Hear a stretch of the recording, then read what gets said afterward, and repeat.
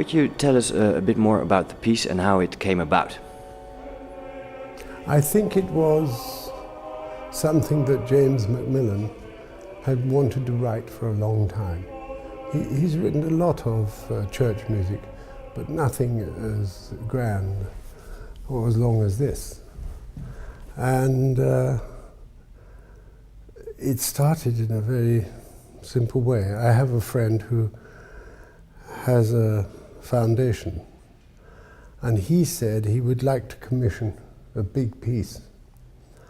And we talked about this for 2 years, and it suddenly occurred to me that the man to write this was James MacMillan. And he immediately agreed. Extraordinary. And the commission was supported by the Concergebouworkest and the Boston Symphony, and principally by the London Symphony Orchestra. And that's how it happened.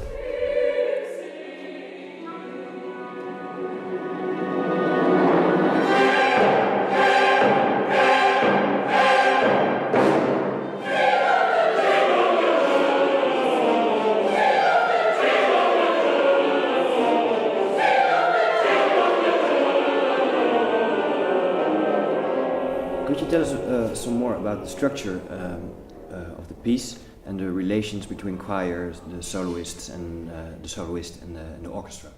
Well, we have one soloist, and he is the one who plays the part of Jesus Christ. The other parts in the drama, Pontius Pilate and the rest, are sung by the chorus.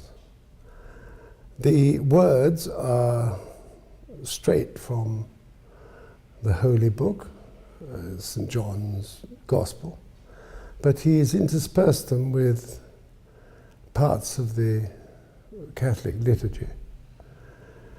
And there's a most beautiful section at the end of part 2, which is based on the Tenebrae of a Spanish composer, I think, called Victoria, and which is concerned with the betrayal of Jesus by Judas Iscariot.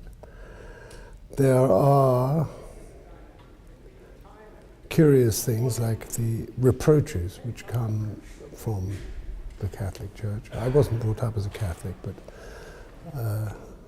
I've inquired about all these things, and I've looked them all up.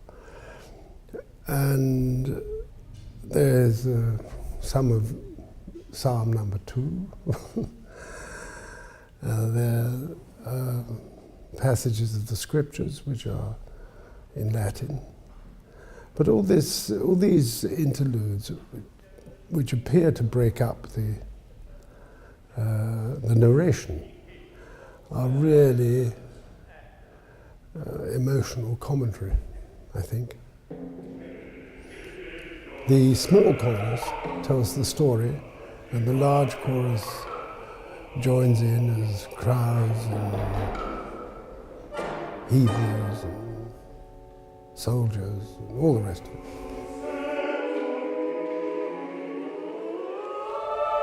You'll be performing on coming Friday and Sunday afternoon on Palm Sunday, which will be quite an event because since 1899 it was Bach's Passions that would be performed in Holland. How would you place this piece in the tradition of Bach, other than, of course, it's based on the Gospel? Well, there are one or two quotations from J.S. Bach, and there are one or two quotations from Richard Wagner, whom that may seem very odd. But then MacMillan's music employs all the styles that he wishes to employ, just as the old composers did. Bach did exactly the same in the B minor Mass. What a hodgepodge of styles, operatic duets and ancient counterpoint. And Berlioz did the same, Verdi, Mozart. In those days, music was just available, whatever there was. And MacMillan has treated it like that. Since music has broken up into sort of, I don't know, what you would call them, special clubs of this, that music or that kind of music. He takes no notice of that, and that is a wonderful thing to be able to do.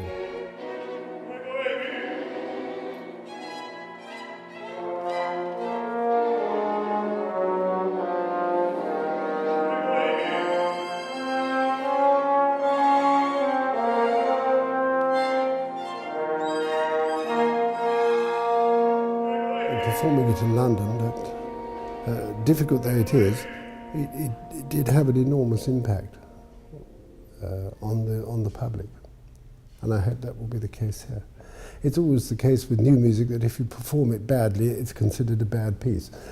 So we're going to do our utmost to do it well.